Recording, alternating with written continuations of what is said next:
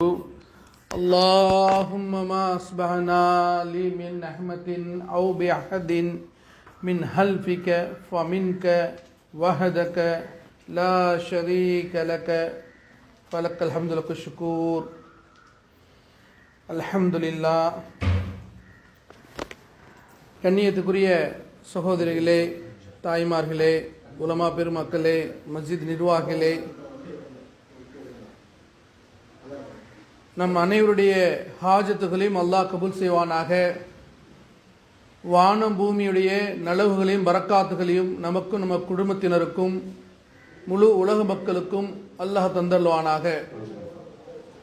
கண்ணியத்துக்குரிய சகோதரிகளே, நேரம் சுருக்கமாக இருக்கு, கவனமாக கேட்டுக்கொள்ளுங்க. எந்த விஷயம் சொல்லப்பட வேண்டுமோ அந்த விஷயம் சொல்லி முடிக்கப்பட்டு விட்டது. அல்லாஹ் ரப்பல் இஸ்ஸத் ஆண்களையும் பெண்களையும் பொறுப்புதாரிகளாக ஆக்கி உலகத்தில் அனுப்பி வைத்திருக்கின்றான். ஆண்களும் பொறுப்புதாரிகள் தான், பெண்களும் பொறுப்புதாரிகள் தான். ஆலமே அருவாகலே அல்லாஹுவே நம்ம ஆன்மாவுடைய உலகத்தில் நீங்களும் நானும் முழு உலகத்தில் இருந்த அத்தனை பிறந்த மனிதர்களும் பிறக்கக்கூடிய மனிதர்களும் அல்லாஹ்வை சந்தித்து ஒரு ஒப்பந்தம் செய்துவிட்டு தான் உலகத்தில் வந்திருக்கின்றோம். என்ன ஒப்பந்தம் தெரியுமா? அல்லாஹ் கேட்டான், அலஸ்து பி ரப்பிக்கும், நான் எப்படிப்பட்டவன்? அல்லாஹ் கேட்டா, நான் யாரு, உங்ககிட்ட நான் யாரு அப்படின்னு சொல்லும் போது, நீங்களும் சரி நானும் சரி அனைத்து மக்களும் ஆதமுடைய மக்களும் ஏத்துக்கிட்டோம், ஒத்துக்கிட்டோம்.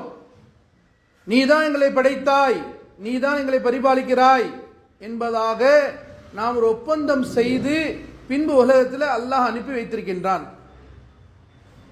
ஒருத்தர் சொல்றாரு, நான் இதை நம்ப மாட்டேன், எங்க அம்மாவுடைய வயிற்றுல இருந்தது எனக்கு தெரியல, ஞாபகம் இல்லை அப்படின்னு சொன்னார்னா அது எந்த அளவு சாத்தியம் இல்லையோ அதே போலதான் இதுவும் சாத்தியம் இல்லை. ஏன்? அல்லாஹ் குர்ஆனின் மூலமாக உலக மக்களுக்கு எடுத்துரைக்கின்றான் கடந்த கால நிகழ்வுகளை.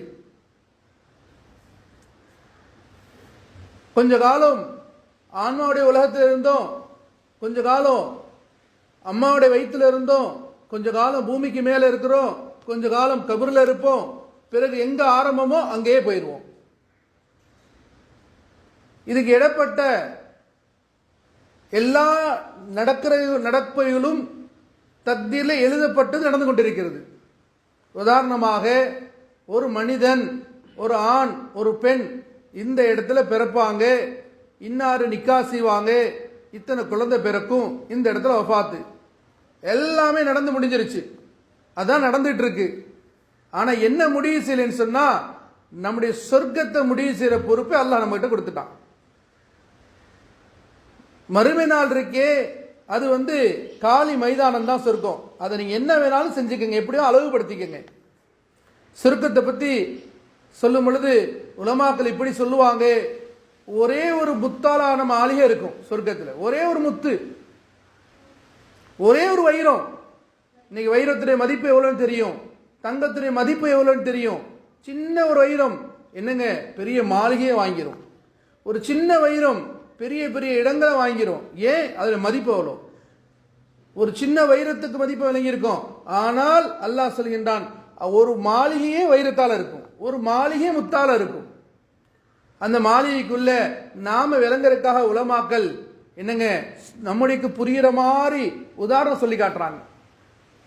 அந்த மாளிகையில 70,000 அறைகள் இருக்கும். ஒரு மாளிகையில 70,000 அறை இருக்கும்.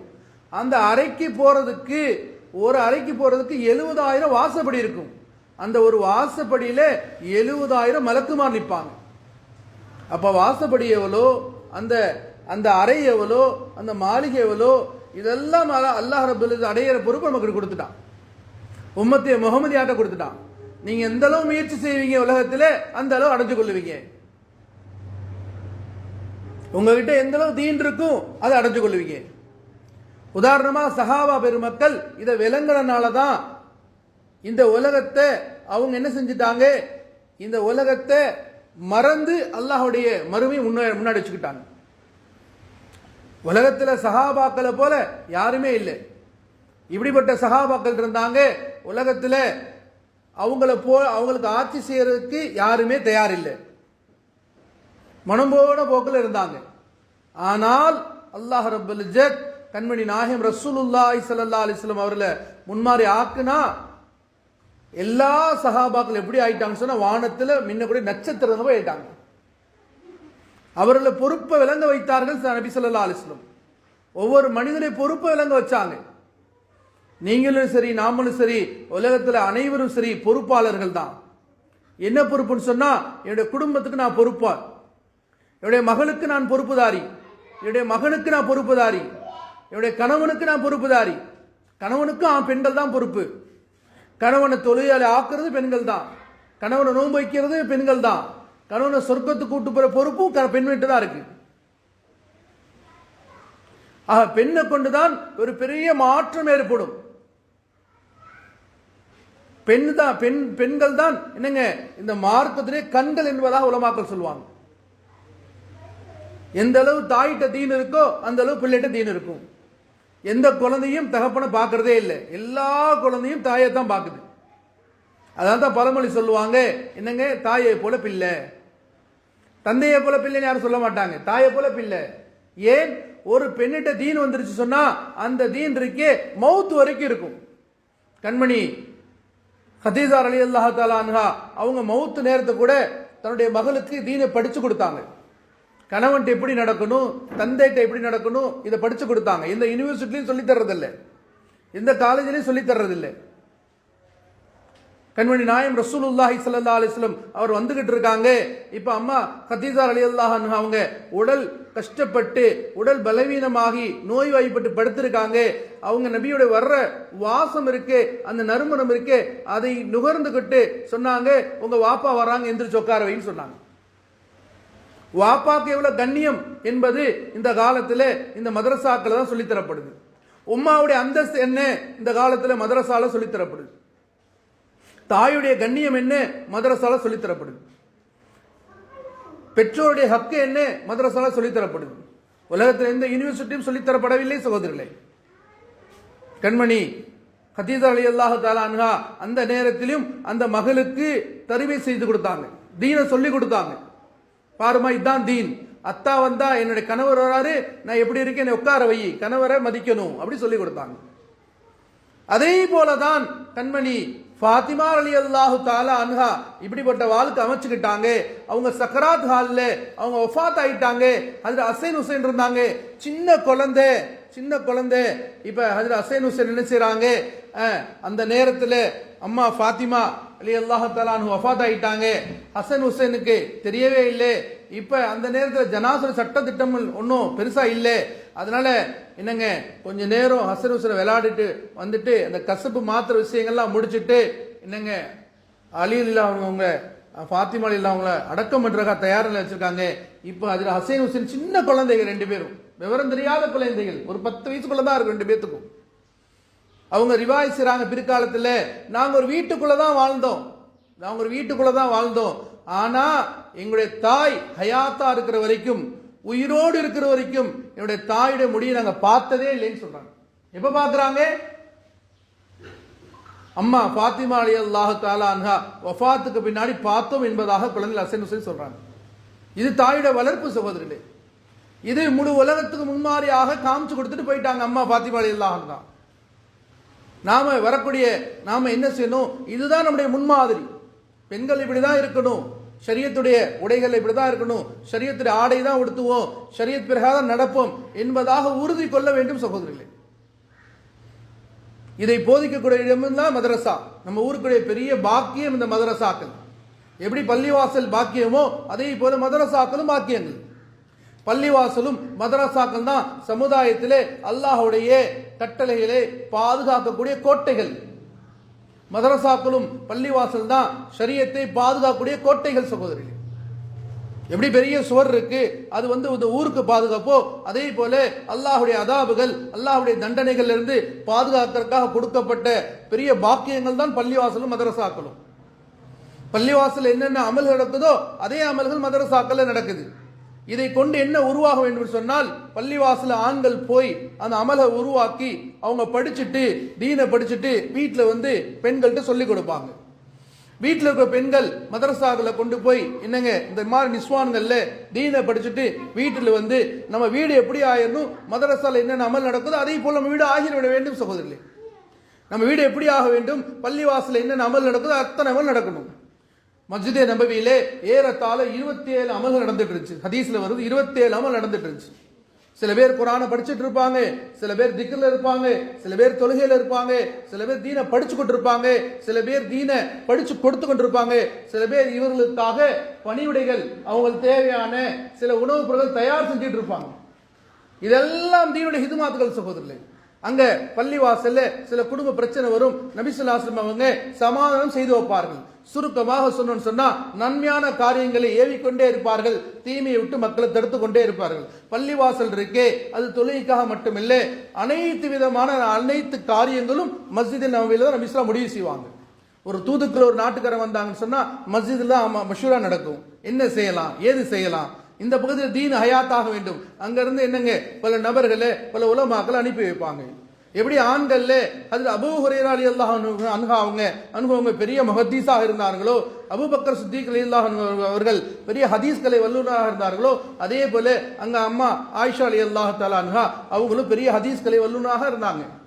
பெரிய பெரிய சஹாபாக்கள் வந்து அம்மா கிட்ட பாடம் படிச்சுட்டு போவாங்க. சரியத்துல சந்தேகம் சொன்னா அவங்கள்ட்ட கேட்டு விடையை பெற்றுக்கொண்டு போவாங்க. இந்த மாதிரி ஷரியத்திலே சந்தேகங்களை விளக்கி புரிய வைக்கிறதுக்கு ஆண்களுக்கே தெரியாத விஷயங்களை பெண்கள் கற்றுக்கிட்டாங்க நபி மூலமாக. எப்படி மத வீடுகளில் தீனுடைய சூழ்நிலை உண்டாக்கிட்டாங்க. இன்னைக்கு அந்த மாதிரி சூழ்நிலை வர்றதுக்காக தான் மதரசாக்கள். வாங்க உங்க குழந்தைய வந்து விடுங்க மதரசால, ஒரு நாளைக்கு 1 மணி நேரம் விடுங்க, 2 மணி நேரம் விடுங்க, காலையில விடுங்க, மதியம் விடுங்க, சாயங்காலம் விடுங்க, உங்களால எவ்வளவு முடிந்த கொடுங்க. இதை கொண்டு என்ன நடக்கும் சொன்னா நம்முடைய பொறுப்புகளை அந்த குழந்தை விளங்குவாங்க. ஒவ்வொரு குழந்தையும் நம்ம பொறுப்பாளராக உருவாக்கி முன்னோக்கி விட்டு சென்று விட வேண்டும் உலகத்தை விட்டு. உலகத்தில் மனிதர் எவ்வளவு நாள் சோதரில் வாழ முடியும்? கொஞ்சம் யோசிச்சு பாருங்க. கொஞ்சம் கண்ணை மூடி யோசிச்சு பார்த்தோம்னு சொன்னா நம்முடைய குழந்தை பருவம் நான் இருக்கும். இப்ப கண்ணை திறந்தோம்னு சொன்னா 60 வயசு ஆயிடுச்சு, 40 வயசு ஆயிடுச்சு. என்னுடைய வாழ்க்கை இருக்கே போய்கொண்டே இருக்கு.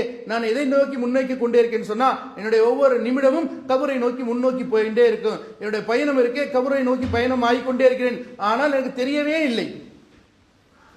காலையில இருந்தவங்க மாலையில இல்லை, மாலையில இருந்தவங்க காலையில இல்லை. இஸ்ராயல் வந்து ஒவ்வொரு வீட்டிலையும் இஸ்ராயல் இஸ்லாம் ஒவ்வொரு வீட்டுக்கு வராரு, மலக்குல் மௌத் வர்றாருங்க. எந்த வீட்டில் ஒருத்தர் மௌத் ஆயிட்டார் சொன்னா அந்த வீட்டில் முன்னாடி இருந்து பெரிய என்னங்க அறிவிப்பு செய்யறாரு. பாருங்க நீங்க எல்லாம் ஏன் அழுகுறீங்க? நான் இந்த மனுஷனை நான் உயிரை வாங்கல, இந்த மனுஷனுக்கு தேவையான அனைத்து ரிஸ்கையும் சாப்பிட்டு முடிச்சுட்டான், இந்த மனுஷன் தேவையான தண்ணி தான் குடிச்சு முடிச்சுட்டான், அவனுக்கு உலகத்துல எதுவுமே எழுதப்படல, அதனால நான் கூட்டிட்டு போறேன். பாருங்க நான் திரும்ப இந்த வீட்டுக்கு வருவேன், நாளைக்கு வருவேன், நாளானிக்கு வருவேன், நான் அடிக்கடி இந்த வீட்டுக்கு வர வேண்டி இருக்குது அப்படின்னு சொல்லி என்னங்க மலக்குல் மௌத் ஒவ்வொரு வீட்டு வாசலையும் ஒவ்வொரு ஜனாசாலையும் சொல்லி கொண்டே இருக்கிறாங்க. இதுக்கு சொல்றாங்க இது ஆணை தவிர ஜின்னை தவிர மற்ற எல்லா படைப்புகளும் கேட்குது. ஆண்களையும் ஜின்களையும் தவிர எல்லா படைப்பு கேட்குது. என்னங்க நம்முடைய கபூர்ல வச்சா 3 கேள்வி நிச்சயமா சத்தியமாக எவ்வளவு பெரிய கோடீஸ்வரனா இருந்தாலும் கண்டிப்பாக கேட்கப்படும். எவ்வளவு பெரிய விஞ்ஞானியா இருந்தாலும் சயின்டிஸ்டா இருந்தாலும் பெரிய அறிவாளர் இருந்தாலும் இந்த 3 கேள்வி தான் கேட்கப்படும். ஒண்ணுமே தெரியாது, எழுத படிக்க தெரியாது, அவருக்கு இந்த 3 கேள்வி தான். என்னங்க கேள்வி? உன்னுடைய ரபு யாரு, உன்னுடைய மார்க்கம் என்ன, உன்னுடைய ரபி யாரு, இந்த 3 கேள்வி தான். இந்த 3 கேள்விக்கு பதில் சொல்றது இருக்கே இங்க வந்து நாக்கு பேசும், ஆனா கபூர்ல இருக்கே அங்க உள்ளத்துல இருக்கிறது பேசும். சொல்றது உள்ளத்துல இருக்கணும். உலகத்திலே அல்லாஹ்வை கொண்டுதான் நடக்கும் என்பதாக உறுதியோடு வாழ்ந்தார், எல்லா அமலையும் செய்தார், உறுதியோடு வாழ்க்கை வாழ்ந்தார், அல்லாஹ் மறைவு நம்பினார் அப்படின்னு சொன்னா இவருடைய உள்ளத்திலிருந்து வரும் அல்லாஹ் என்பதாக வரும். என்னுடைய நடையில, உடையில, சிந்தனையில, உடல் உறுப்புல, உடையில, பேச்சில, என்னுடைய விசேஷங்கள்ல, என்னுடைய அனைத்து விதமான விஷயங்களும் 24 மணி நேரம் நபியுடைய சுன்னத்து வெளிப்பட வேண்டும் சொல்வது. 24 வெளிப்படணும். ஏதோ எனக்கு நபியுடைய சுன்னத்து பிடிச்சிருக்கு, இது எனக்கு பிடிச்சிருக்கு, நான் அதனால இதை விரும்பி எடுத்துக்கிறேன், எனக்கு இது பிடிக்கல நான் விட்டுறேன், இப்படி இல்லை சகோதரர்களே. எனக்கு பிடிச்சாலும் பிடிக்காதாலும் சரி நபியுடைய சுன்னத்து பிரகாரம் செய்தே ஆக வேண்டும் சகோதரர்களே. இன்னைக்கு விஞ்ஞானிகள் சயின்டிஸ்டுகள் என்னங்க நிறைய ஆராய்ச்சி பண்றாங்க, ஏகப்பட்ட ஆராய்ச்சி பண்றாங்க. கடைசியா குரான் வச்சு ஆராய்ச்சி பண்ணி அனைத்து விதமான மருந்துகளும் நோய்களுக்கு குரான் மூலமாக எடுக்கிறாங்க. இன்னைக்கு கூட ஒரு ஆர்டிகல் படிச்சோம். அதுல என்ன சொல்லப்படுது, இன்னைக்கு அதிகமான நபர்கள் என்னங்க குடல் இறக்க நோயால பாதிக்கப்படுறாங்க. விஞ்ஞானம் சொல்லுது. இதுல என்னங்க காரணம் சொன்னா, நின்னுகிட்டே தண்ணி குடிக்கிறாங்க. இதனால என்னன்னு சொன்னா, தண்ணியுடைய வேகம் இருக்க அதிகரிச்சு குடல்ல விழுகுது. அதனால குடல் இறக்கம் ஏற்படுது என்பதாக சொல்றாங்க. யாரெல்லாம் உட்கார்ந்து தண்ணி குடிக்கிறீங்களோ அவங்களுக்கு இந்த வியாதி வராது. நபியுடைய சுன்னத் இருக்கே சகோதரர்களே, அது உடலுக்கும் பாதுகாப்பு, உயிருக்கும் பாதுகாப்பு, நாளை கபர்லயும் உங்களுக்கு பாதுகாக்கும்.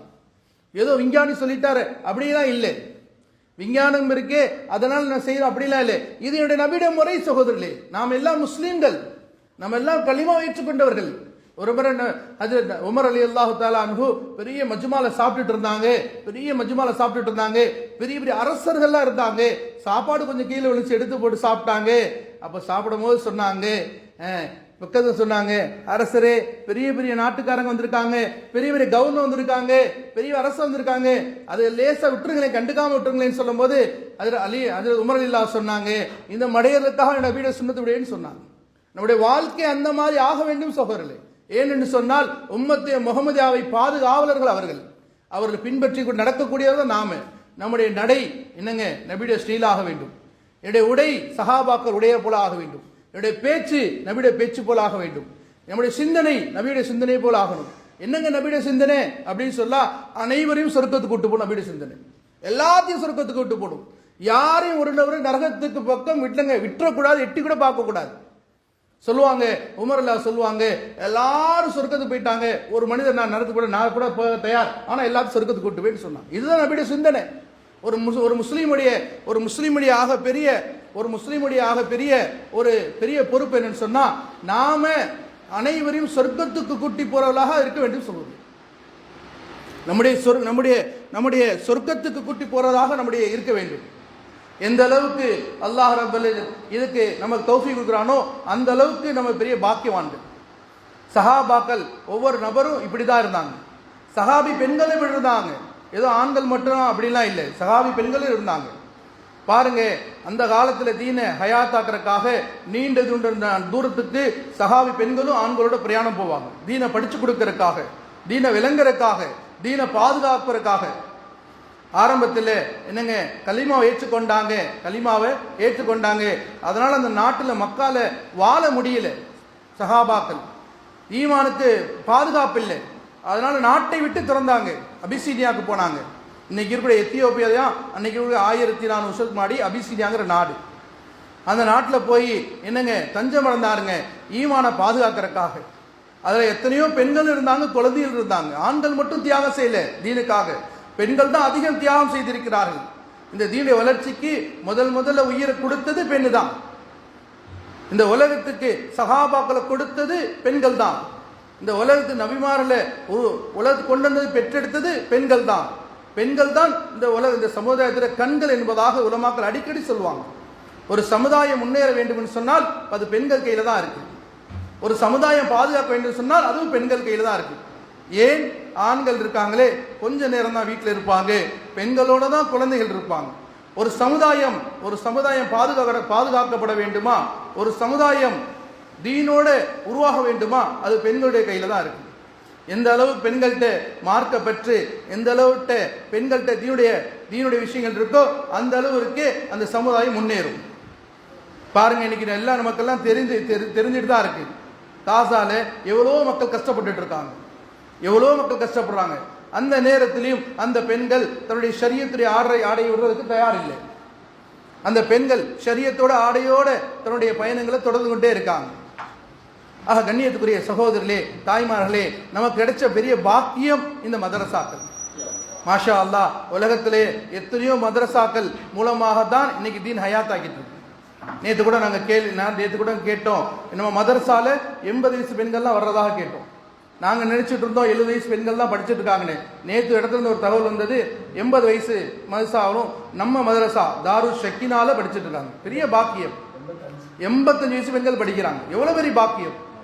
எங்க பகுதியில் 70 வயசு அம்மாலாம் படிக்கிறாங்க மதரசால நிஸ்வான்ல.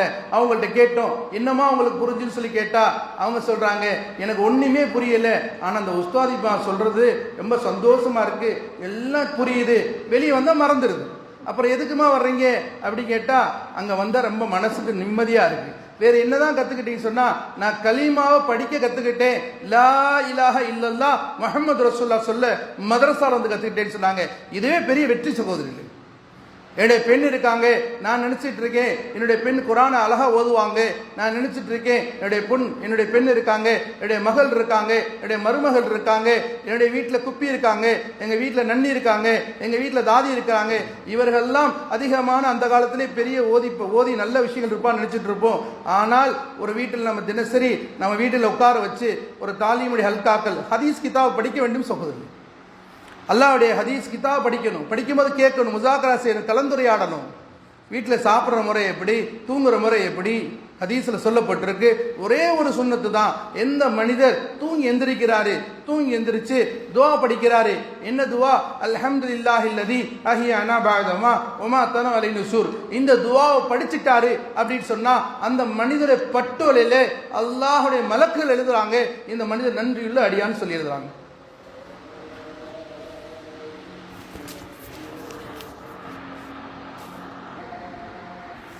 ஆக கண்ணியத்துக்குரிய சகோதரர்களே, தாய்மார்களே, சுருக்கமான விஷயம் இதுதான்.